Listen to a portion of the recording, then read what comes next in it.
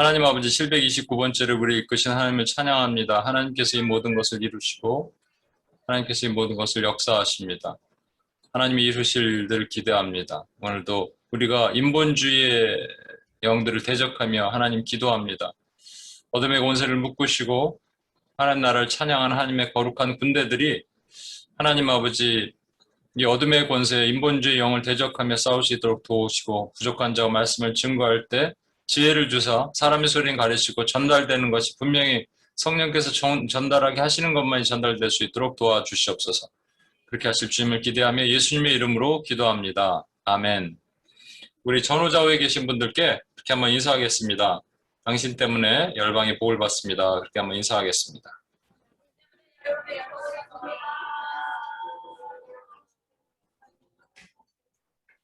예, 반갑습니다.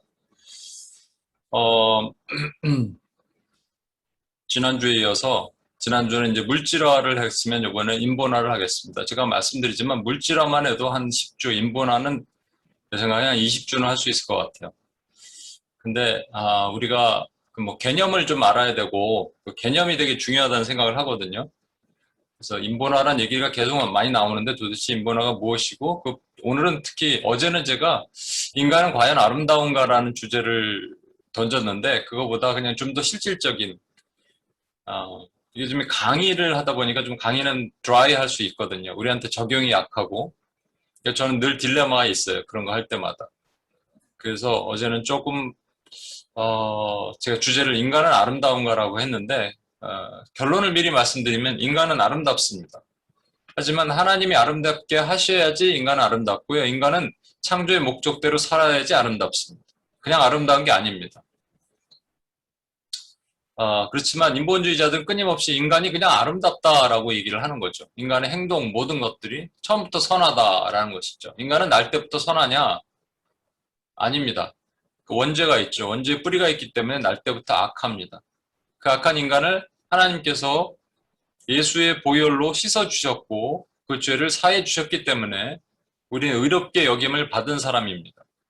그래서 아름다워질 수 있는 것이죠. 저는 오늘 거기에 더하여 인본주의의 뿌리에 대해서 좀 얘기를 해보고자 하는데 그 얘기하기 전에 인본주의라는 게 뭐냐? 인본주의의 반대말이 뭘까요, 여러분? 인본주의의 반대말은 신본주의입니다. 그러니까 인본주의는 human-centered, man-centered고요. 그러면 신본주의는 God-centered가 되는 거죠. 하나님 중심인 모든 것. 그러니까 인본주의는 아주 간단합니다. 뭐냐면 하나님 중심에서 하나님을 빼고 인간이 들어앉으면 그게 인본이죠.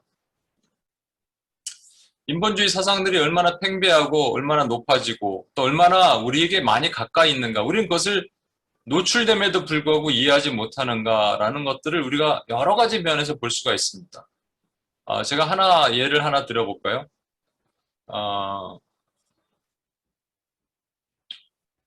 이게 지금 우주 여행의 시대가 도래했습니다. 그렇죠? 왼쪽이 그 화이트 나이트 2라는 것이고요. 이게 머진 갤럭틱에서 이제 이 우주 여행의 방법을 채택을 한 건데 오른쪽은 뉴 셰펄드라는 그 비행선이고요. 그 블루 오리진에서 만든 거죠. 그래서 일론 머스크 뭐 이런 사람들이 전부 이거 타고 올라갔다가 이제 뭐 수백억을 뿌리기도 하고 뭐 수십억을 뿌리기도 하고 그렇습니다. 이제 그들만의 잔치, 부자들만의 여행 뭐 이런 얘기가 오고 가죠. 이거 왜 할까요, 여러분?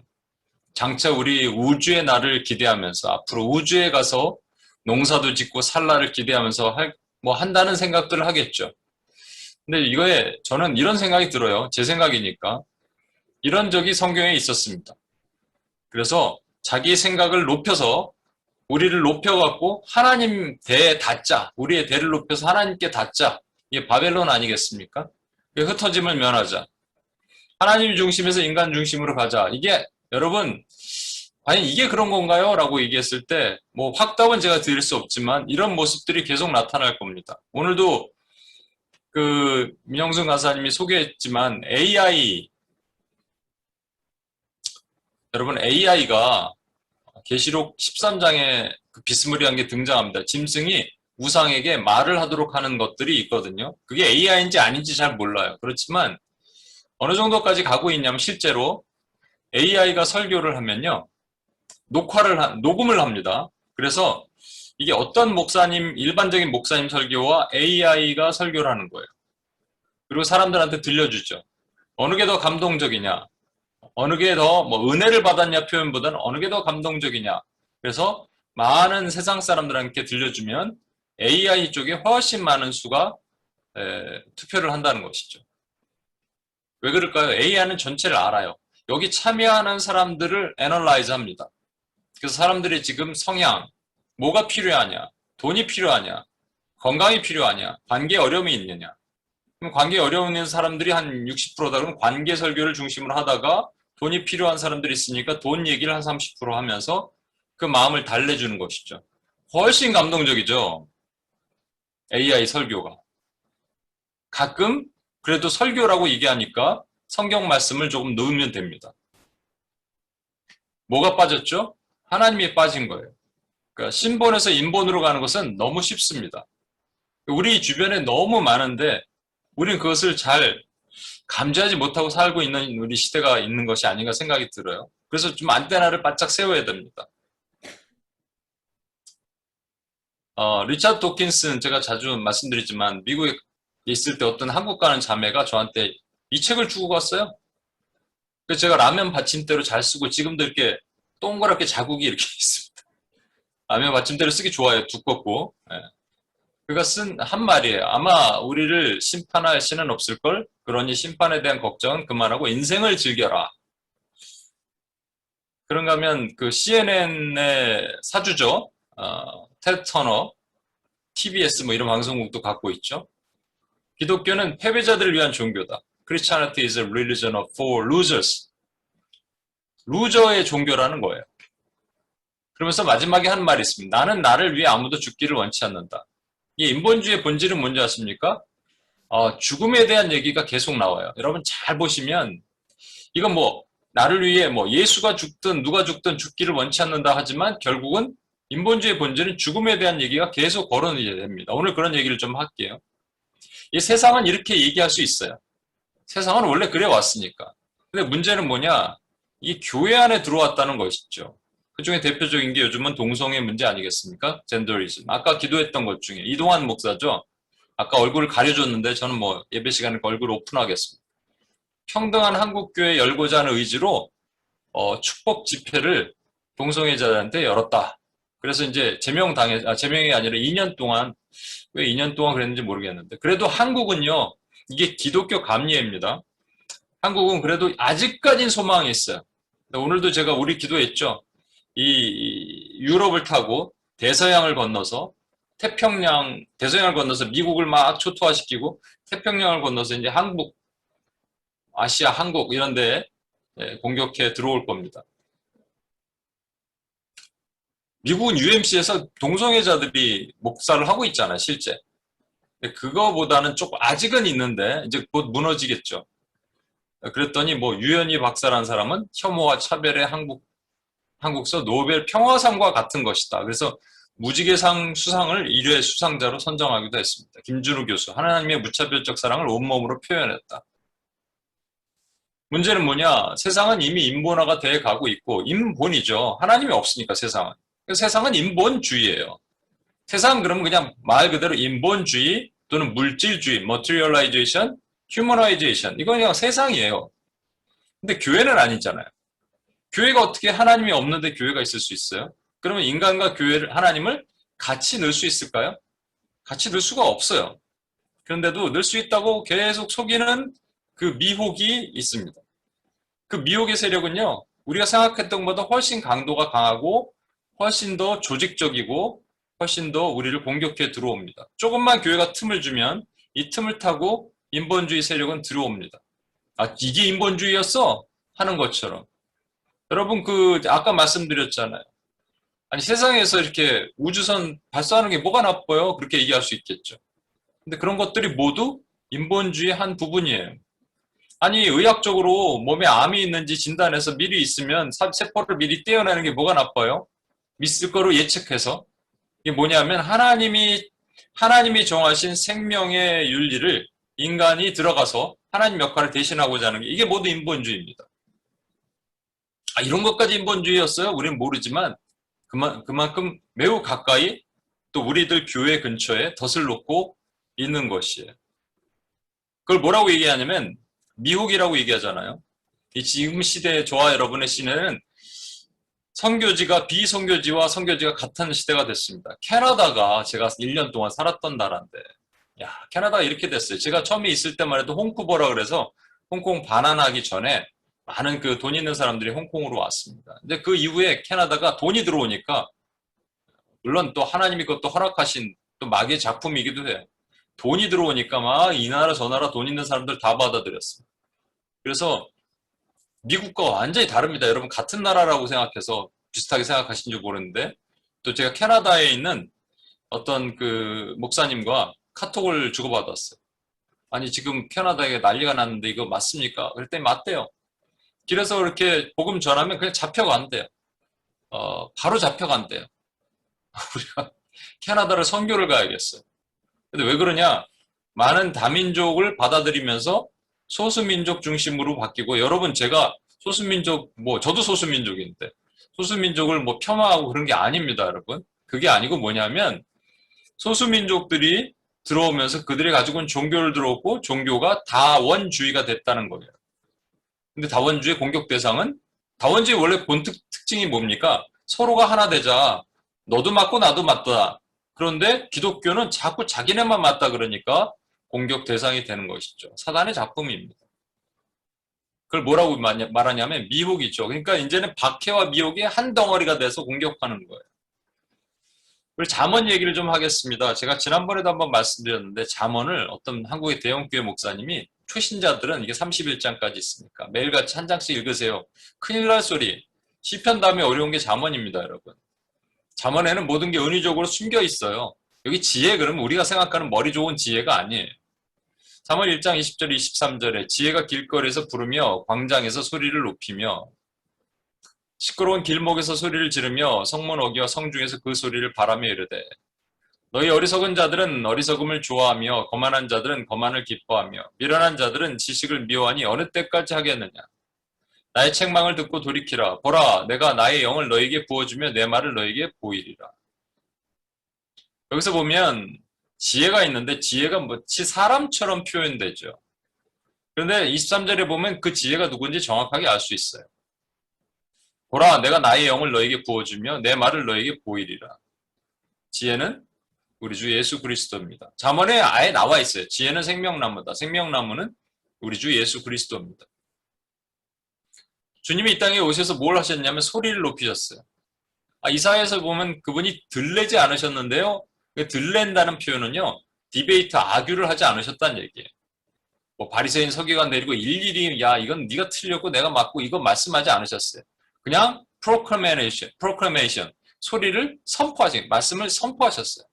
그 소리를 높이셨죠. 근데 어디서 했냐? 길거리, 광장, 길목, 성문 어귀, 성중. 다니엘서 9장 지난번에도 말씀드렸을 겁니다. 다니엘서 9장에 이게 나와 있어요. 곤란한 때 성이 중건되며 거리와 광장이 만들어진다. 거리와 광장이 만들어진 이유는 뭐냐면 주님이 오셔서 거리와 광장에서 선포하셔야 되기 때문에 그렇습니다. 근데 너무나도 유사한 말씀이 잠언 7장에 등장해요. 그가 거리를 지나 음녀의 골목 모퉁이로 가까이 하여 그의 집 쪽으로 가는데 그가라는 어떤 남자가 있는데 음녀의 골목 모퉁이로 가요. 저물 때 황혼 때 깊은 밤 흑암중에라. 주님께서 말씀하실 때는 때가 없겠죠. 낮이나 밤이나. 그런데 여기는 저물 때 황혼 때 깊은 밤 흑암중이에요. 그때 기생의 옷 입은 간교한 여인이 그를 맞으니 이 여인은 떠들며 완악한데 주님은 소리를 높이셨지만 여기서는 떠들며 또 완악합니다. 그의 발이 집에 머물지 아니하며 어떤 때는 거리, 어떤 때는 광장, 또 모퉁이에 서서 사람을 기다리는지라. 여기는 깜깜한 밤에 어딘가 서서 사람을 기다립니다. 주님은 찾아가셔서 소리를 높이시지만 이 음녀는 서서 사람을 기다리는데 제가 드리는 핵심의 말씀은 이 파란색으로 한 거 잘 보세요. 아까 1장에도 파란색으로 한 거 길거리, 광장, 길목, 성문어기, 성중. 여기서는 어떨 땐 거리, 어떨 땐 광장, 또 모퉁이. 똑같죠? 무슨 얘기입니까? 음녀가 하는 모든 모습이 마치 예수님이 가르쳐 주신 진리의 말씀처럼 착각하도록 만드는 겁니다. 7일 때 말씀드렸는데 기도에 대해서 제가 어떤 유튜브 2개를 봤습니다.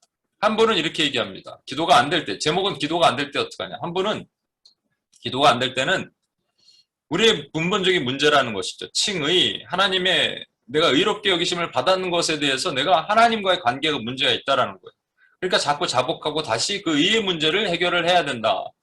그래서 엎드리라는 것이죠. 근데 두 번째 분은 기도가 안 될 때 어떡하냐. 안 될 때 그냥 하지 마라라는 거예요. 그래서 우리가 좀 쉬어야 된다는 것이죠.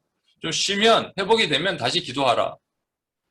제가 책임지고 말씀드리는데 여러분 기도를 일주일 쉬시면 돌아오는데 회복되는데 한 달, 한 달 쉬시면 3개월, 3개월 쉬면 1년 걸리고요. 1년 쉬면 못 돌아와요.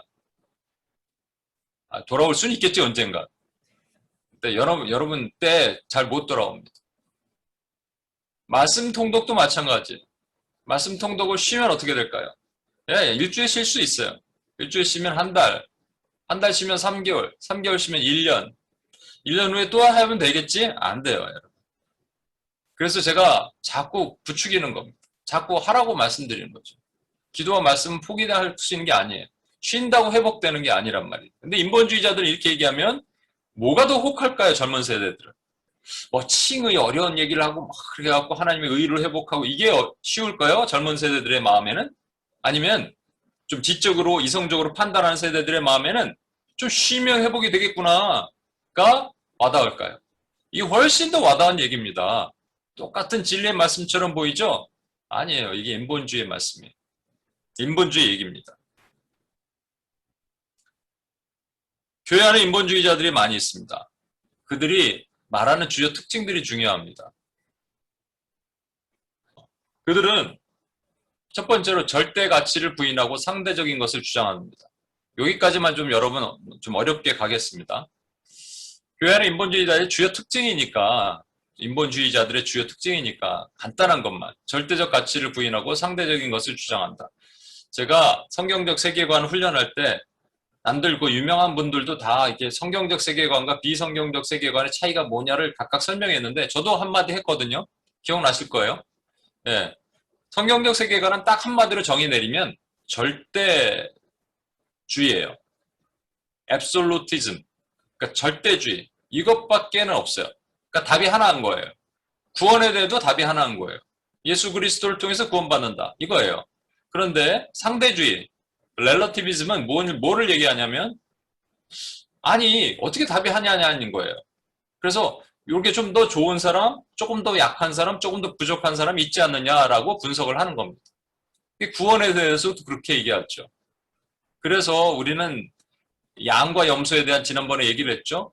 가난한 사람들에게 다가가는 것, 조금 더 다가가는 사람, 좀 덜 다가가는 사람, 아예 안 다가가는 사람 이렇게 나눌 수 있다. 그럼 문제는 뭐냐면 그러면 양과 염소가 아니라 양 70%, 염소 30%, 양 30%, 염소 70%가 탄생해야 됩니다.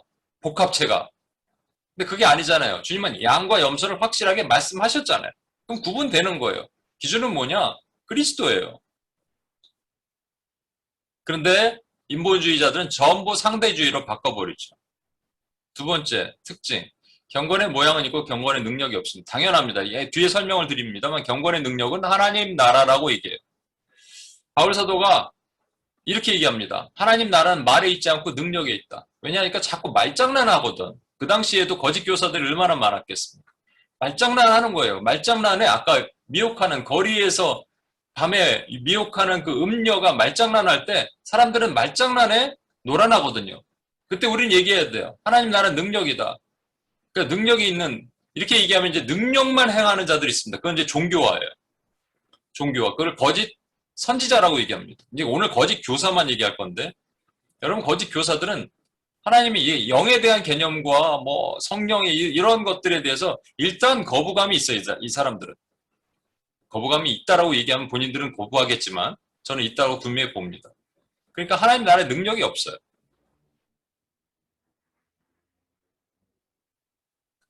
어, 이 예를 들어야 되는지 모르겠는데 포스타 때 제가 거기 중요한 역할을 하는 간사가 저한테 연락이 왔어요. 한 부부를 부탁한다고.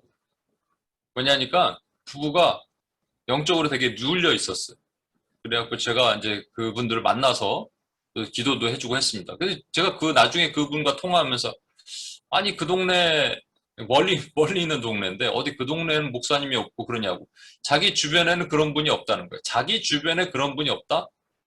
제가 지금도 기억하는데 아니 도대체 주변에 어떤 사람이 있길래 그냥 유유상종입니다. 끼리끼리.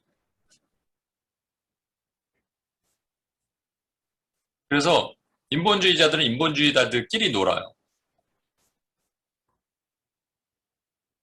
막상 이제 결론이 나오면 나타나죠, 사실은. 그리고 또 하나는 사람을 위하고 사랑을 강조합니다. 사랑 엄청 얘기합니다, 이분들은. 예, 우리가 사랑해야 되지 않느냐, 사람을 사랑하고 사람 얘기하고, 예수님도 이 땅에서 그 사랑을 위해서 오시지 않았냐, 예, 말합니다. 그러면 이제 우리 할 말이 없는 것 같죠. 동성애자들을 사랑해야 된다, 맞죠? 근데 죄인들 있지만 우리가 품어야 될 대상이죠. 근데 공의가 많이 사라져 버렸어요. 인본주의자들 속에는. 공의는 50%, 사랑 50%면 얘기가 돼요. 근데 하나님은 공의 100, 사랑 100이라니까. 여러분들이 인본주의자들 만날 때 꼭 얘기하실 게 있어요. 하나님의 속성을 말씀하셔야 돼. 우리 하나님은 이때는 좀 사랑을 더 많이 베풀고 이때는 공의를 좀 덜 베풀고 그게 아니고 공의를 베풀면서 사랑을 베푸시는 분입니다. 그래서 한 예를 말씀드려야 됩니다, 여러분. 가룟 유다에게 발을 씻겨주시고 그리고 시편에 보면 가룟 유다를 예언하시면서 다윗의 입을 통해서 가룟 유다가 사탄의 편에 서게 하소서 이렇게까지 표현했습니다. 그러니까 하나님은 예수님의 마음은 얼마나 괴로우시겠어요. 악인을 공의로 판단하셔야 되지만 사랑이 있으신 것. 마지막으로 이거는 오늘 안 다루겠습니다만 여러분 자연보호에 목숨 걸고 이를 옹호하는 것이 인본주의의 특징입니다. 왜냐하면 인본주의의 끝은 자연주의거든요. 자연주의라는 게 내추럴리즘이라는 말이 뭐냐면 하나님에게서 인격을 빼면 뭐라고요?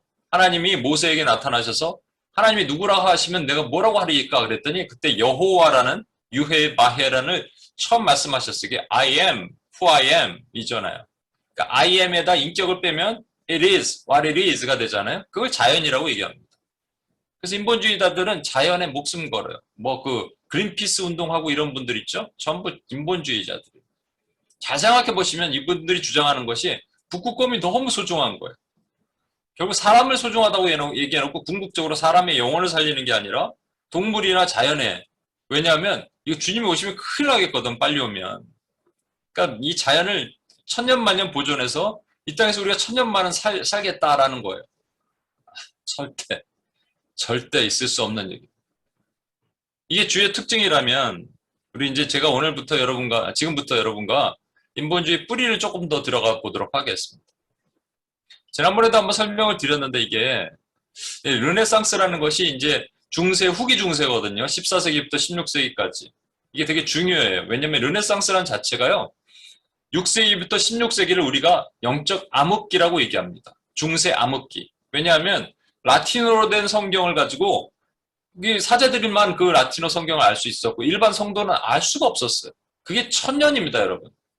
이 1000년을 종식하기 위해서 하나님은 뭔가 작업을 하고 계시는데 마귀는 이 1000년을 더 연장하기 위해서 그가 만들어낸 작품이 르네상스예요. 르네상스는요, 사실은 철학, 문학, 과학 이런 거에 하나의 그 지적 사조라고 얘기하지만 사실은 하나님을 대항하는 저항운동입니다. 이 르네상스를 종식시키기 위해서 하나님께서는 뭐를 만드시냐면 종교개혁 1517년에 마틴 루터를 통해서 종교개혁을 일으키시죠. 마귀는 가만히 있을까요? 아니죠. 그래서 마귀가 뭘 하냐 하면 이 계몽주의를 태동시킵니다. Enlightenment Movement. 그래서 나타난 게 교회는 자유주의가 나오고 그리고 세상에는 3대 작품 나온다고 얘기했죠. 진화론, 유물론, 정신분석. 계몽주의의 본질이 뭔가요?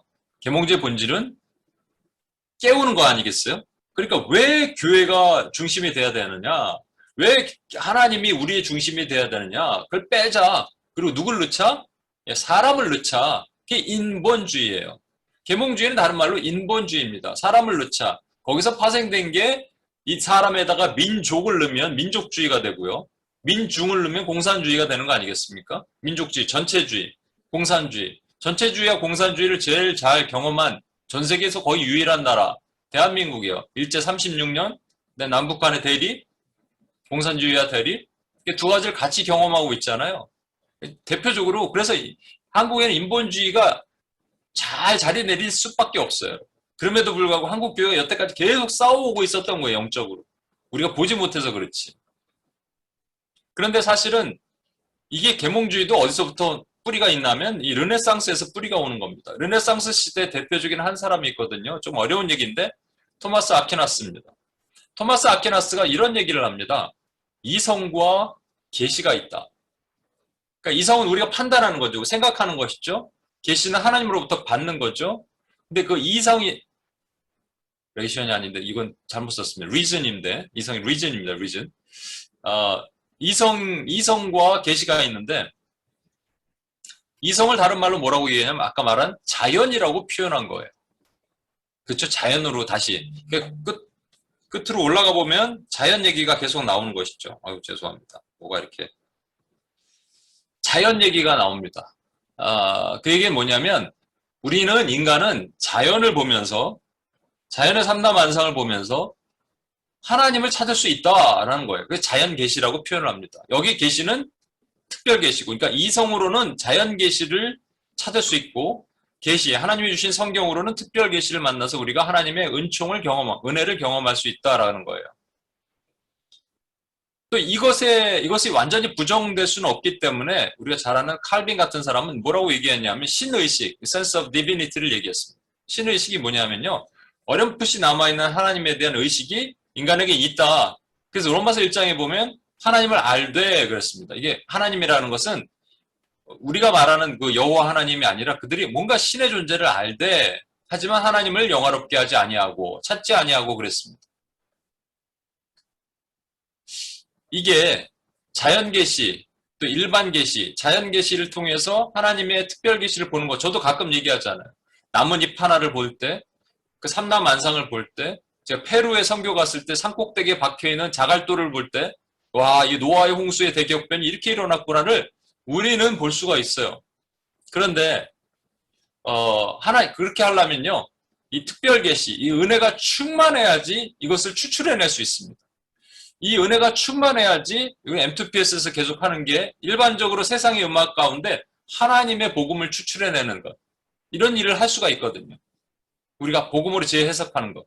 그런데 은혜가 충만하지 않은 사람들이 이걸 하면 어떻게 되냐면 인본화가 됩니다. 그래서 지금 우리 시대에 살고 있을 때 옛날부터 우리 자유주의 인간 스스로가 이렇게 달려갈 수 있다는 것이 자유주의거든요. 자유주의가 사실 변형이 되어 왔어요.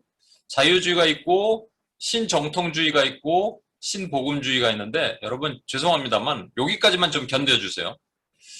자유주의는 말은 뭐냐면 이거예요. 왜 인간은 무조건적으로 믿어야 하는가요? 계몽주의 태동하면서 자유주의가 교회를 강타했다고 얘기했잖아요.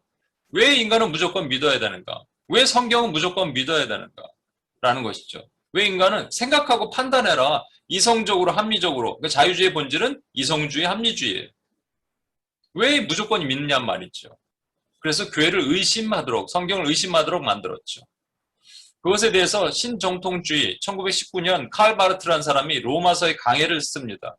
근데 칼 바르트가 딱 보니까 아니 자유주의 그냥 놔뒀다가 교회가 다 무너지게 생겼거든요. 그러니까 뭔가 신네오라는 것을 만들죠. 신올소독시를 만드는 거예요. 근데 여러분 이거 아세요? 자유주의면 자유주의고 복음주의면 복음주의입니다. 여기다 신이 들어가면은 문제가 심각해집니다. 왜냐하면 여러분 우리가 잘 아는 C.S. 루이스 때 진화론의 문제가 터졌잖아요. 그 진화론은 거짓 진화론이 이제 막 사람들을 현혹시키기 시작했습니다. 그게 과학인 줄 알았어요. 그게 진리인 줄 알았어요. 그랬더니 교회는 충격을 받죠. 패닉 가운데 있죠. 그래서 머리를 써내죠. 그게 뭐냐면 타협입니다. 아 그래 그러면 이렇게 얘기하자. 아메바를 하나님이 창조하셨다. 거기까지 창조 아니냐. 그 다음부터 아메바에서 원숭이가 나와서 원숭이에서 인간이 나왔다는 것은 진화됐다는 것을 인정하자. 그래서 유신론적 진화론을 만들어내기 시작한 겁니다. 타협입니다, 여러분. 타협. 신정통주의도 일종의 타협이에요. 칼 바르트 좋아하시는 분들이 있는데 부분적으로 저는 좋아하는 부분도 있지만 이 사람이 근본은 틀린 거예요. 뭐라고 말하냐면 어떻게 유한한 인간이 무한한 하나님의 특별한 계시를 오류 없이 담을 수 있는가? 맞습니까? 틀립니까? 유한한 인간이 무한한 하나님의 특별한 계시를 오류 없이 담을 수 있는가? 그 얘기는 뭐냐면 성경은 오류가 있다라는 거예요. 있으면 골라서 읽으면 되잖아요. 아, 이건 오류가 있는 거야. 이거는 좀 안 맞아. 시대착오적이야. 그래서 이건 읽지 말고 요거는 읽을만 하네. 그리고 선별해서 성경을 읽겠죠. 이게 인본주의입니다, 여러분. 여러분, 이것도 누군가 물어보면 이렇게 말씀하셔야 돼. 우리가 읽는 성경은 수많은 번역본 중에 하나예요. 그리고 그 번역본이 오늘도 새로운 번역본이 나오고 있어요. 그런데 이 번역본의 원본은 오류가 없습니다. 그럼 지금 읽고 있는 그 번역본은 오류가 있나요? 그 번역본의 어떤 성경은 이것을 이렇게 번역했고 어떤 성경은 이렇게 번역하게 하셨고 그 번역하게 하신 성경을 내가 지금 읽고 있다면 그것조차도 하나님께서 역사하셔서 읽고 있도록 하시는 거예요. 나에게는 이 조사가 들어가는 바, 이 동사가 들어가는 번역이 나에게는 지금 필요한 것이고요. 그래서 우리 어머니가 옛날 개혁개정에는 주께 맡겨 버리라 그러셨고요. 요번 개혁 한글에는 지금 성경은 맡기라 그럽니다. 그리고 어머니를 맡겨 버리라고 믿고 계세요. 그래서 맡기는 것뿐만 아니라 하나님께 던져버리는 것이 신앙을 가지고 지금도 살았어요. 왜냐하면 그 번역을 어머니는 믿으셨거든요. 그럼 그것이 잘못됐나요? 그 번역과 이 번역은 다르기 때문에 성경은 오류가 있나요? 아니란 말이에요. 그런데 이 신정통주의자들은 그래서 성경의 무호성을 의심하기 시작했습니다. 그러고 나서 1946년 정도 그 우리 풀러 신학교가 세워지고요. 풀러 신학교에서 나온 사람들이 워싱턴 쪽에 크리스티애니티 투데이라는 기독교 잡지를 만들죠. 그런 사람들을 우리가 신복음주의자라고 말합니다. 왜냐하면 본인들이 신복음주의자래요. 근데 신이라고 넣는 것은 조심해야 된다고 말씀드렸죠. 이들의 말하는 핵심은 이겁니다. 어떻게 복음이 인간을 배제하고 존재할 수 있는가? 그 얘기는 뭐냐면 오늘날 제가 지난번에도 말씀드렸지만 구원받았다고 교회가 구원파 교회처럼 나 구원받았네 땡큐 이걸로 끝나면 어떻게 되겠느냐? 그러니까 세상으로 들어가라. 여기까지는 좋아 보이죠. 근데 세상으로 들어가서 뭘 하냐면 사람을 찾는 겁니다. 사람의 뭐를 보냐면 사람의 어려운 상황과 환경과 뭐를 회복하는 일이 구원이다라고 해석하기 시작한 거예요. 그러니까 중심이 어디로 돌아가냐면 하나님이 인간을 구원하신 중심에서 인간 스스로가 뭔가를 구원해낼 수 있는 중심으로 바뀌어 나가기 시작했다는 얘기입니다. 참 무서운 것이죠. 리오모 고스라는 분이 있습니다. 이분이 이렇게 지적을 했어요. 나의 문제의 원인은 무엇인가? 인본주의자들은 인간 개개인은 선한 인격을 가지고 태어나며 스스로 완전하게 될 수 있다. 그러나 인간을 둘러싼 사회와 그 제도들의 문제의 원인이며 인간에게 악한 영향을 미친다라고 생각한다. 그러나 인간 모두가 선하다면 어째서 인간 사회가 악하게 되었는가라는 심지어 인본주의자의 심리학자인 롤로 메이의 질문에 대해서는 누구도 설득력 있게 답을 내놓지 못하고 있다. 무슨 얘기냐면 인본주의자들은 사람이 선하다고 생각해요. 그런데 문제는 그 시스템이 문제라고 생각하죠. 그럼 시스템을 바꿔야 되겠죠? 시스템을 바꾸려면 뭐가 필요하냐요? 혁명. 혁명이 필요한 거예요. 힘으로 뒤집어 엎어야지 됩니다. 시스템을 바꿔야 되죠. 그게 무슨 싸움이냐면 혈과 육의 싸움이라고 얘기합니다. 근데 우리 싸우는 싸움은 혈과 육의 싸움이 아니라고 성경은 그렇게 강조하고 계시잖아요. 인본주의 뿌리가 이렇게 계몽주의에서 인본주의가 시작됐지만 그 뿌리가 사실 르네상스 때부터 있던 이 자연과 은총의 이 관계에서 인간 스스로가 자연에서 스스로가 힘으로 은총으로 다가갈 수 있다는 것에 뿌리가 있다라고 제가 말씀드렸다면 요거로 끝나는 게 아니라 조금 더 다른 부분에 뿌리를 볼 수가 있습니다. 그게 뭐냐면 예수님 시대는 어땠는가라는 거예요. 예수님 시대에 유다의 그 분파가 있습니다. 분파가 우리가 잘 아는 바리새파, 사두개파, 에세네파라고 여러분 좀 아실지 모르겠어요. 바리새파는 그 당시 6천 명 정도 있었대요. SNF가 한 4천 명. 사두개파가 가장 적죠. 바리새파는 그러니까 율법을 중요하게 살았던 사람들입니다. 유다 역사를 보면 BC 168년에 안티오쿠스 에피파네스가 이스라엘을 침공하고 유다 성전에다가 더러운 짓을 합니다. 돼지 피로 뿌리고 제우스 신전을 세우고 돼지 고기로 제사하게 일부러 만들었어요. 그때 이제 의문을 품고 일어나는 많은 사람들 중에 마카비라는 사람이 혁명을 일으키죠. 그러니까 마카비가 그 마카비의 동생이 있는데 뭐죠? 요한 아닌가? 마카비의 동생이 스스로 제사장이 됩니다. 이것에 대해서 이 바리새파 같은 정통 유대인들, 정통 율법주의자들은 그것을 반대를 가지고 반감을 갖고 세워졌죠. 그러나 여기에 좀 찬성하는 세력들이 있었겠죠. 그게 사두개파입니다. 사두개 후예들이라고 얘기해서 세두시라고 말하는 거예요. 그 사두개파로부터 사실은 이건 아니다. 어떻게 그냥 레위인도 아닌 일반인이 어떻게 스스로 제사장이 될 수 있느냐라고 얘기해서 거기서 떨어져 나가서 차라리 광야에 나가서 살자. 북부 사해 그 북쪽에 보면 동굴이 한 11개 정도 발견된다고 얘기합니다. 그 동굴에서 살았어요. 쿰난 공동체를 이루고 살았습니다. 그래서 쿰난 공동체에서 우리가 그 유명한 사해 사본이 가장 오래된 그 구약시대 성경에 발견된 거예요. 하나님께서 여기서 보존시키신 거죠. 어떤 사람은 SNF파에서 그 사도 요한이, 세례 요한이 나왔다라고 얘기하는데, 세례 요한이 여기서 있었다, 광야에서. 그거 근거가 있는 건 아닙니다. 어떤 분들은 SNF파가 꼭 필요하다라고 얘기하기도 해요. 사두개파는 지금 대제사장이나 당시 왕권과 연관되어 있던 집권 계층입니다. 소수의 사람들이에요. 바리새파는 율법을 중요시하는 사람들이고요. SNF파는 이도저도 싫어서 산으로 간 사람들입니다. 근데 자세히 보면요, 여러분, 바리새파인들이 그 율법을 중요시하는 것은 예수님께서 책망하지 않으셨어요. 너희의 의가 바리새인과 같지 아니하면 천국에 못 들어간다. 그러니까 그들이 내세우는 가르침은 맞아요. 그 가르침은 많은데 그들이 행동이 틀렸던 거예요. 그죠? 그러니까 그 겉과 속이 다른 표리부동한 신앙생활을 했던 사람들이 바리새파입니다. 그런데 바리새인들이 좋아했던 게 있어요. 뭐냐면 돈을 좋아했습니다. 예수님이 그 설교를 하시니까 그들이 비웃어요. 돈을 좋아함으로 그들이 비웃더라. 이렇게 얘기합니다. 그러니까 돈을 좋아했던 사람들. SNF파 사람들은요, 이도저도 싫어서 산으로 들어갑니다. 동굴로 들어가요.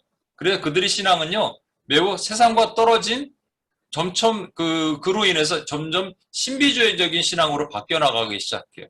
그러니까 어떤 분들은 SNF파에서 오늘 뿌리 내려서 모리비안 교도 또는 지금 저쪽 필라델피아 쪽에 있는 퀘이커 교도 퀘이커 교도들 하여튼 모자 쓰고 사는 사람들 있잖아요. 그 뿌리가 거기 있다라고 말하기도 합니다. 제가 여기까지 얘기하면 어느 정도 감을 잡으실 수 있을 것 같은데 무슨 얘기냐면요. 바리새파는 오늘날로 말하면 물질화된 교회와 매우 흡사합니다. 또는 율법주의는 약간 종교화된 교회이지만 그러니까 두 개가 섞여 있어요. SNF파는요. 신비주의 교회, 그러니까 종교화된 교회와 매우 흡사해요. 그럼 하나 남았네요. 사두개파. 사두개파는 그럼 뭐랑 흡사할까요? 사두개파는 바로 인본주의 교회와 매우 흡사합니다. 사두개파의 아주 가까운 파가 또 하나 있어요. 그건 뭐냐면 헤롯 당이라고 말합니다. 이거는 유대교 분파는 아닌데 정치 집단이죠. 로마에 빌붙을 바에는 차라리 헤롯 왕에 붙어서 헤롯 왕을 돕고 그래서 우리의 권익을 보호하자라고 했던 사람들이 헤롯 당입니다. 그런데 예수님은 누룩을 주의하라라고 제자들에게 말씀하실 때 이렇게 말씀하세요. 삼가 바리새인과 사두개인들의 누룩을 주의하라. 바리새인, 사두개인 누룩을 주의하라 그러셨는데 마가복음에는 바리새인들의 누룩과 헤롯의 누룩을 주의하라. 그러니까 잘 보시면 사두개파의 누룩, 바리새파의 누룩, 헤롯의 누룩. 그러니까 사두개와 헤롯이 한 통속이라는 걸 알 수 있어요. 헤롯과 이 대척 관계에 있는 헤롯 당과 대척 관계에 있는 자들이 있습니다. 헤롯 당은 이 헤롯에 딱 빌붙어서 있잖아요. 그런데 대척 관계에 있는 것이 바리새파에서 떨어져 나온 사람들인데 이걸 열심당이라고 얘기합니다. 이 사람들은 늘 민중 봉기를 준비했어요. 칼을 두 자리 품고 다녔던 베드로도 어쩌면 열심당원일 거라고는 얘기도 있고요. 제자 중에는 시몬이 있습니다. 주님이 이 로마 세력들을 뒤집어 엎고 새로운 나라를 건설하길 늘 바랬던 사람들이 열심당원일 거예요. 그들은 헤롯 땅을 싫어하죠. 그렇지만 그럼에도 불구하고 열심당과 헤롯 땅이요, 이 사두개파의 밑에서 사실은 같은 뿌리를 형성하고 있습니다. 그걸 뭐라고 얘기하냐면 유대 인본주의자라고 얘기합니다. 그래서 이 세 가지를 분석하면 그 당시 유대의 인본주의가 어떤 성격을 가졌고 오늘날과 어떤 유사성이 있는지를 볼 수가 있을 겁니다. 사두개파는 여러의 특징이 있지만 그냥 한마디로 정의 내리면 사두개인들은 모세 오경만을 성경을 인정했고요. 그 뒤에 나오는 선지서를 인정하지 않았습니다. 왜 선지서를 인정하지 않았을까요? 원래 모세 오경도 선지서지만 왜 인정하지 않았냐면 영적인 개념을 인정하지 않아요. 선지자가 뭘 받는다 이런 영을 거부한 거예요. 영을 거부한 그 사두개파의 그 스피릿이 오늘날 교회 가운데 들어가면 어떻게 될까요? 그러면 이런 것이 됩니다. 지적으로 판단해, 합리적으로 이성적으로 판단해, 영에 대한 개념 뭐 이런 거 너무 믿지 말고 영영하지 말고, 그래서 교회는 어떻게 되냐면 세미나나 많아져요. 인문학 강의가 늘어나요. 그리고 뭐 젊은이들 이런 거 얘기하면 좋아하죠. 혹하죠. 강의를 막 강의 중심. 저도 강의를 하지만 사실은 이게 뭐 한계가 있어요. 말씀이 없이 강의만 하는 거는. 그런데 그렇게 하면 더 혹합니다. 혹세무민하는 거예요. 그리고 이성적, 합리적으로 막 판단시켜주는 것 같은 거예요. 그런데 뭐가 없냐면 성령이 없어요. 성령이 없으니까 점점 교회는 말라가는데 말라가는지도 모르는 거예요. 재밌으니까 그냥 뭐 저런가 보다 하는데 교회는 점점 말라가는 거예요. 교회 안에는 인본주의자가 없을까요?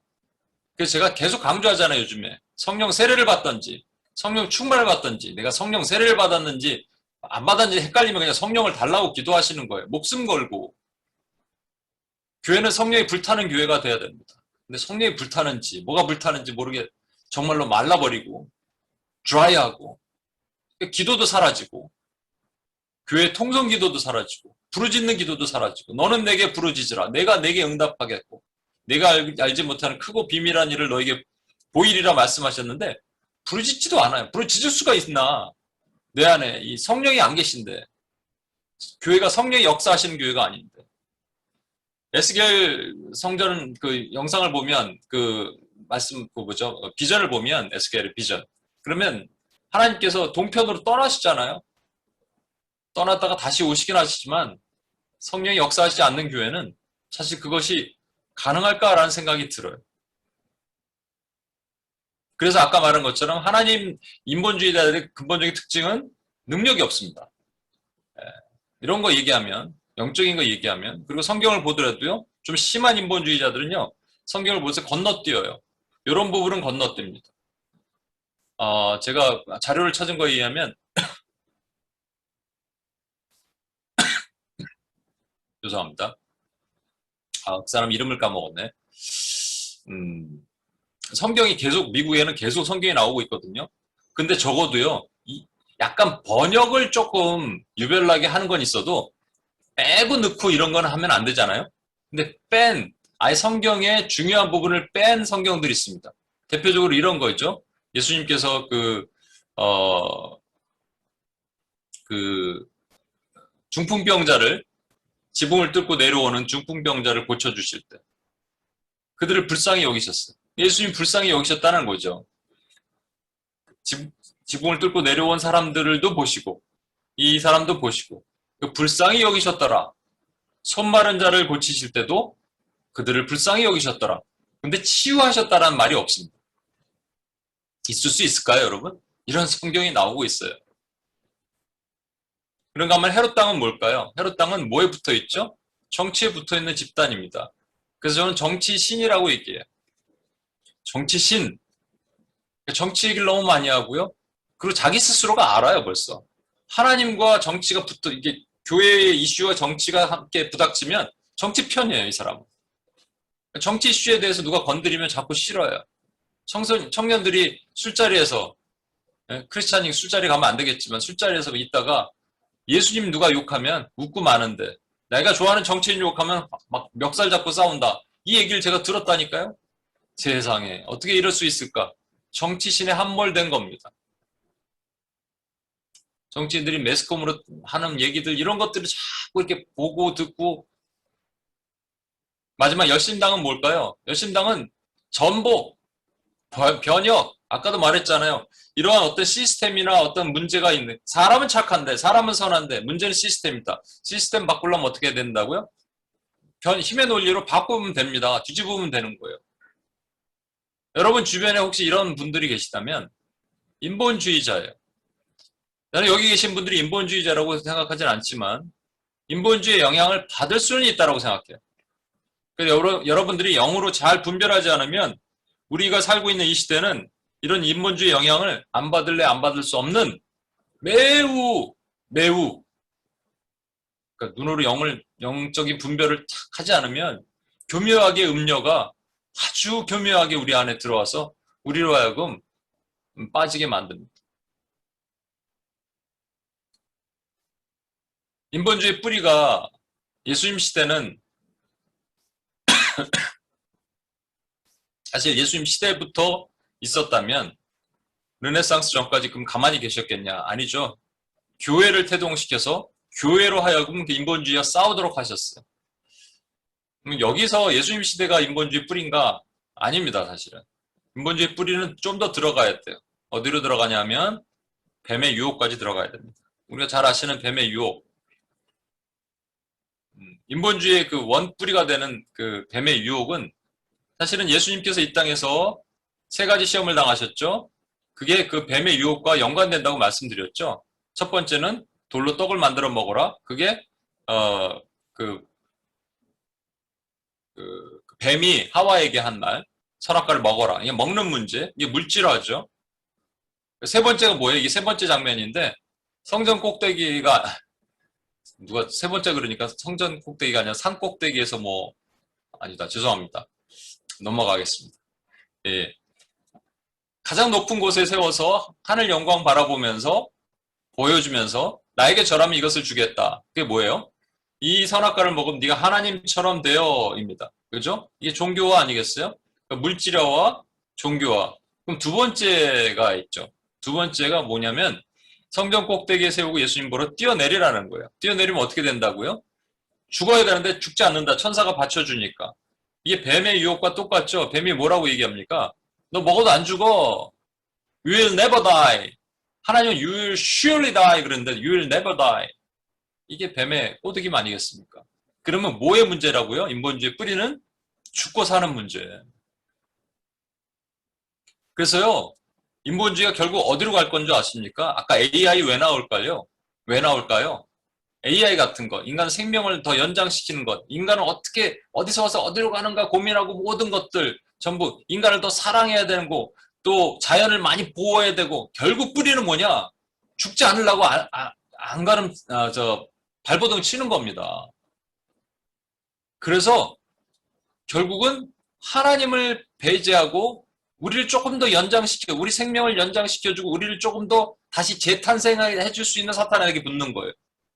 젠더리즘도 재탄생의 이유라고 얘기했잖아요. 남자가 여자로, 여자가 남자로. 그 인본주의 원 뿌리에서 사실은 저와 여러분이 이 신앙을 가지면 안 되는데 이 인본주의 원 뿌리의 신앙을 가지고 있을 수도 있다는 얘기입니다. 이게 뭐냐면요. 정령 죽으리라고 했는데 안 죽을 수도 있어 라는 생각을 갖는 거예요. 죽습니다. 뭐 하면 죽냐면요. 기도 안 하면 죽고 말씀 안 보면 죽어요. 아까 말씀드렸잖아요. 일주일 기도 안 하면 돌아오는데 한 달 걸리고 한 달 기도 안 하면 돌아오는데 3개월, 3개월 기도 안 하면 돌아오는데 1년, 1년 기도 안 하면 저도 장담 못해요. 일주일 성경 안 읽으면 돌아오는데 한 달 걸리고 한 달 성경 안 읽으면 돌아오는데 3개월, 3개월 성경 안 읽으면 돌아오는데 1년 걸리고 1년 동안 안 읽으면 다시 그 습관을 만들기가 너무너무 어렵습니다. 그런데 기도는 호흡이래잖아요. 그 호흡을 안 하면 죽어요? 말씀은 생명이 떡이래잖아요. 떡 안 먹으면 죽어요? 안 먹고 안 하는데 괜찮아. 이게 인본주의 뿌리예요, 여러분의. 그래서 나 큰일 났다. 여러분, 이렇게 생각하셔야 돼요. 나 큰일 났다. 오늘 성경 하나 안 보면요. 나 큰일 났다. 어떡하지? 오늘 기도 안 하면 뭐 바빠서 안 할 수가 있어요. 만약에 그렇게 치면. 그럼 나 큰일 났다. 정말. 어떡하지? 하나님 어떡하죠? 이런 뭔가 절박함이 있어야 되는데 그거 없이 그냥 괜찮을 거야. 뭐 한 달 후에 하지 뭐. 일주일 후에 하지. 좀 지금 피곤하니까 바쁘니까 그게 인본주의예요. 죽는다는데 안 죽을 거야. 괜찮을 거야. 우린 죽는 거예요. 죽는다는데 안 죽을 거야. 괜찮을 거야. 이 마귀가 여기까지 우리를 끌고 올라갑니다.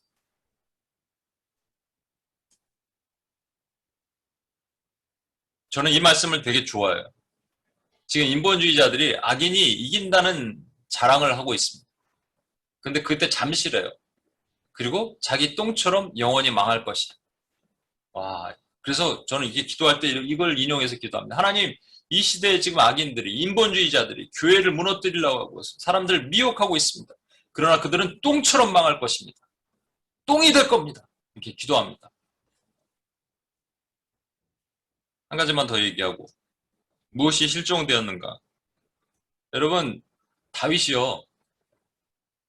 잘 나가다가 말년에 인본주의자가 될 뻔했습니다. 뭐냐면 내 힘이 얼마나 큰가, 하나님을 빼고 내 힘이 얼마나 큰가를 보고자 했어요.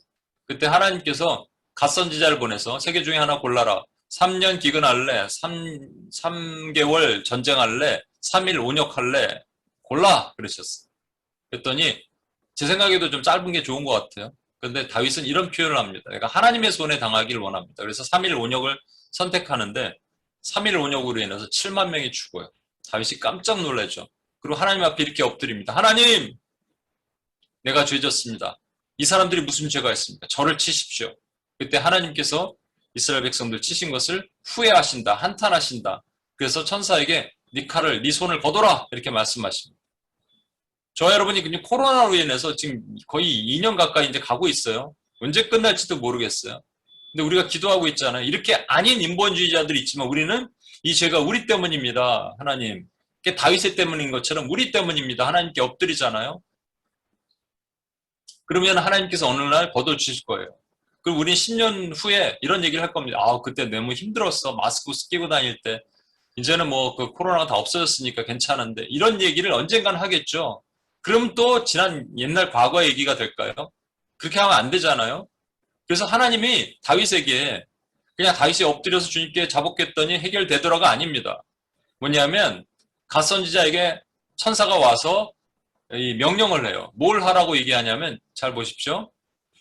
여호와의 천사가 갓에게 명령하여 다윗에게 이르시기를 다윗은 올라가서 여부스 사람 오르난의 타작마당에서 여호와를 위하여 제단을 쌓아라 하신지라. 이 오르난의 타작마당이 어디냐면 모리아산이고요. 모리아산에서 아브라함 이삭을 바쳤고요. 그 산에서 솔로몬의 성전이 세워진다면 다윗에게 여기서 제단을 쌓으라고 하신 말씀은 뭐냐면요. 아무리 우리 죄를 용서해 주십시오 하고 하나님께서 그 죄를 사해 주는 일을 하신다고 해도 근본적으로는 해결이 안 되는 거예요. 뭐냐면 다시 그리스도를 일으키는 겁니다. 성전을 쌓는다는 얘기는 그리스도를 세우는 거예요. 우리는 이미 그리스도가 계시잖아요. 우리 교회들 가운데 그리스도가 있어야 되잖아요. 문제는 교회에 그리스도가 없으면 신본주의가 아니라 인본주의가 된다는 얘기입니다. 이미 많은 교회들이 저는 그렇게 생각해요. 한국의 많은 교회, 미국의 많은 교회들은. 영국은 이미 뭐 넘어갔고 캐나다 다 무너졌고 인본주의화 되어가고 있습니다. 그때 이 하나님께서 기도한다, 엎드려 기도하면 어느 날 뭐 없어주시겠으면 그러겠지라고 생각할 수 있지만 보다 근본적인 게 필요하거든요. 뭐냐면 이 인본, 사람을 다시 드러내고요. 거기에 오르나의 타작마당처럼 그리스도의 몸을 세우는 교회가 일어나야 된다니. 여러분과 제가 그 일을 해야 돼요. 그렇게 부르짖어야 돼요. 이 얘기만 하고 마치겠습니다. 어제는 저 말씀 서두에 얘기했는데 저는요, 제 비전이 한 가지 있습니다. 분명한 거. 저를 이 땅으로 보내신 셋 어파트 하신 분명한 거 한 가지를 저는 확신합니다. 뭐냐면 무너진 교회를 다시 수보하는 일이고요. 교회가 물질화, 인본화, 종교화되면 그것을 부둥켜 안고 제가 부르짖기를 주님 원하시는데 제가 요즘 뭐 하다가 또 우리 같이 우리 또 원림교회 때문에 같이 기도하다가 제 기도를 못하고 이 기도를 못하고 있었더니 제 영이 말라가는 것 같은 거예요. 아, 깨달았어요. 왜 이럴까? 근데 깨달았어요. 하나님이 저에게 주신 기도예요. 이 기도의 분량을 채울 때 제 마음은 너무 행복해요. 나에게 맡기신 사명이니까. 행복하지만 마음은 쓰라려요.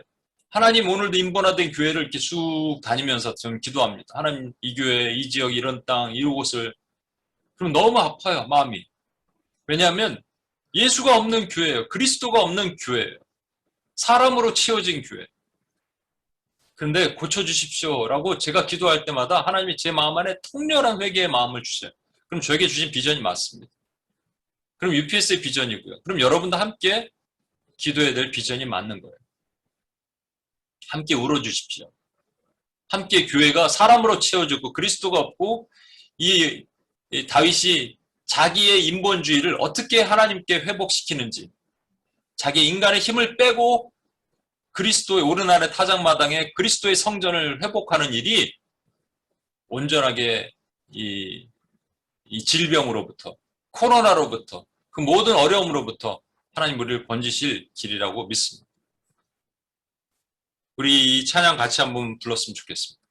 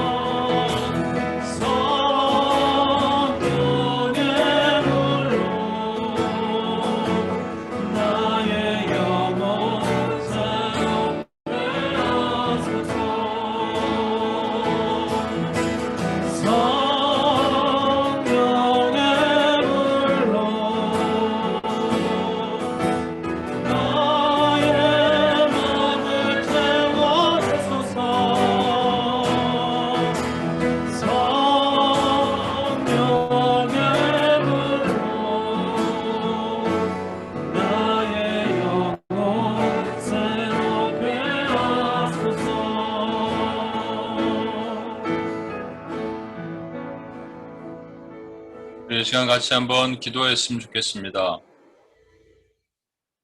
초대교회 때 예수님 시대 교회에 사두개파 신앙, 헤롯 땅의 신앙, 열심당의 신앙이 인본주의 신앙으로 우리 안에 지금 공격해 들어오고 있는 것들입니다. 사두개파들은 기적이 없는 삶을 살고 있었고요. 영을 믿지 않았기에 성령의 역사를 믿지 않습니다. 하나님의 능력을 의심하고요. 영적인 능력을 의심하고 하나님 나라를 경험하지 못하면 우리도 사두개파가 될 수 있습니다. 헤롯 땅의 신앙은 정치신의 모든 것이 함몰시켜 버렸어요. 나의 신앙에서 정치가 차지하는 비중이 너무 크고 그 political correctness에 너무 함몰되어 버린 열심당의 신앙은요. 이제 이렇게 말합니다. 기도는 그만하고 행동하라. 저도 그런 얘기 되게 많이 들었거든요. 기도는 그만하고 행동해야 될까요? 기도하면 하나님께서 행동할 길을 보여주십니다. 기도 없이 행동하니까 망하는 겁니다. 다윗은요. 바로 행동할 수 있음에도 불구하고 블레셋이 침공에 들어오는데 아말렉에게 가족을 뺏기는데 그때 가장 먼저 한 게 기도한 겁니다. 사두개파, 헤롯 땅, 열심당 이게 오늘날 교회 안에 파고드는 뿌리 깊은 죄성들이고 인본주의 영입니다. 우리 자신에게 이런 것이 없는가 한번 돌아보고 다시 한번 하나님의 교회를 지켜주시도록 회개하면서 나갔으면 좋겠습니다. 마음이 찢어져야 돼. 마음이 아파야 돼. 하나님이 순결한 교회, 하나님의 교회에 이런 것들이 인본주의 영이 들어왔으면 안 됩니다.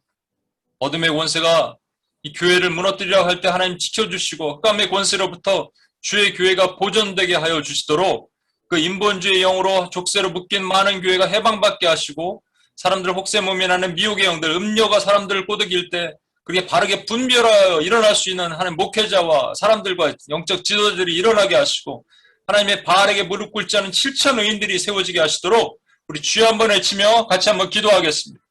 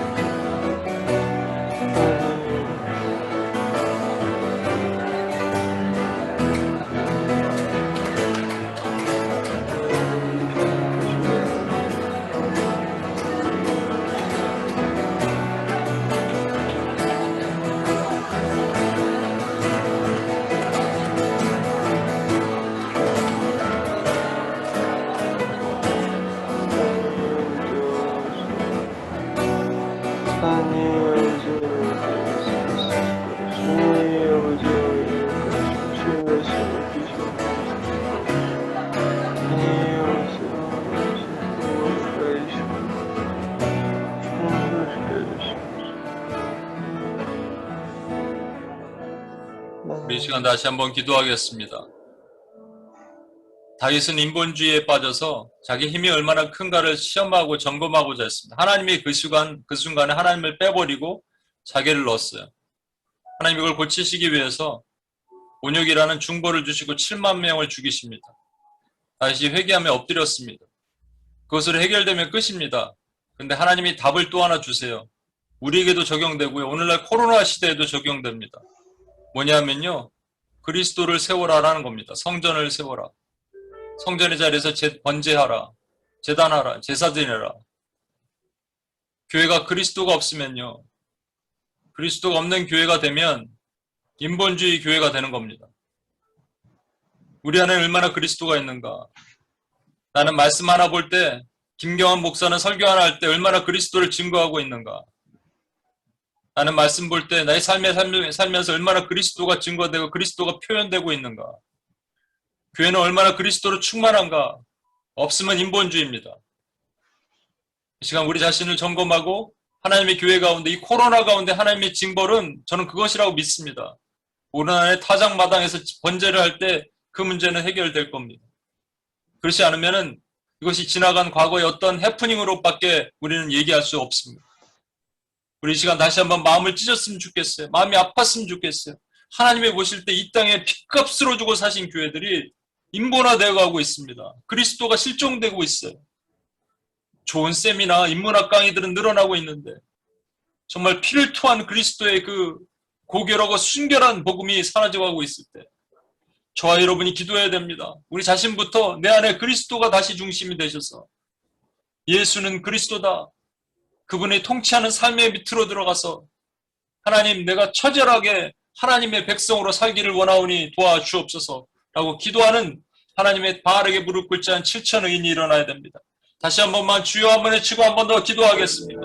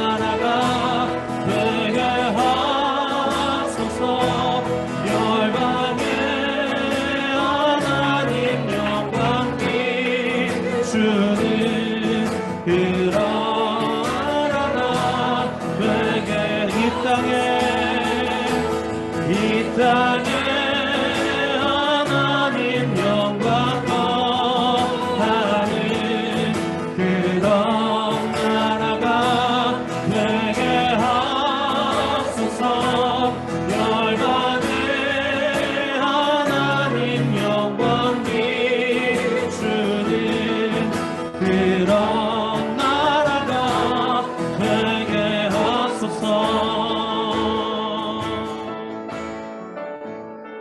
우리 마지막으로 기도하겠습니다. 성령의 새바람을 이 대한민국의 이 미국 땅에 다시 부어주시도록 기도하겠습니다. 우리 힘으로 안 됩니다. 여러분 아까 말씀드렸지만 우리도 이미 인본주의 뿌리가 있어요. 죽지 않을 것이다. 그냥 편하게 생각하는 거예요. 기도 안 해도 말씀 없이도 괜찮은 거죠. 이게 죽는다니까요, 여러분. 자꾸 죽는다고 그러는데 괜찮다고 생각하면, 그래서 적어도 이렇게 생각해야 됩니다. 큰일 났다. 하나님 저 큰일 났습니다. 저 좀 살려주십시오. 근데 제 힘으로 안 됩니다. 제 힘으로 기도가 안 되고 제 힘으로 말씀을 읽을 수도 없습니다. 뭐가 방해하는 게 많고 기도만 하면 잡생각이 나고 성경을 읽으려면 졸립고 뭐가 이렇게 분주하고, 그때 성령이 오셔야 됩니다. 성령의 새바람이 우리를 도와주셔야 됩니다. 그게 내 안에 있는 인본주의 뿌리를 뽑을 수 있는 길입니다. 이 땅의 교회도 마찬가지입니다. 우리 힘으로 안 됩니다. 원수가 발악하는 거 공격, 틈만 오면 공격하는 것을 막아주실 수 있는 분은 성령님이십니다. 그분이 오셔야 됩니다. 그리스도가 회복되는 겁니다. 그래서 성령의 새바람이 다시 부흥이, 내 삶에서도 교회 가운데서도 부흥이 일어나게 하시도록 다시 하나님이 새 힘을 주시고 큰일 났다의 신앙으로 다시 일어나게 하시도록 주여 한번 외치며 기도하겠습니다.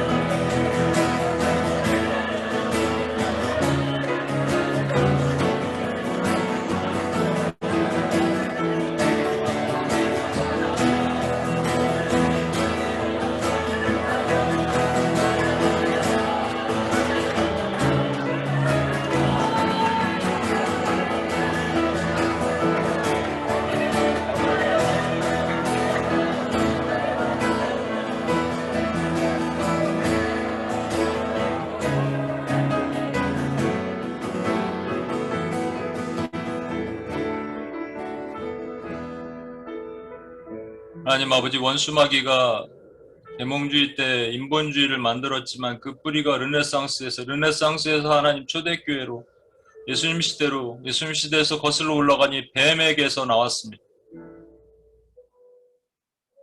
죽지 않을 거야 라고 하는 것에서 인간은 참남하게 스스로 죽지 않기 위해서 노력하고 발악하는 인본주의를 만들어 놨습니다.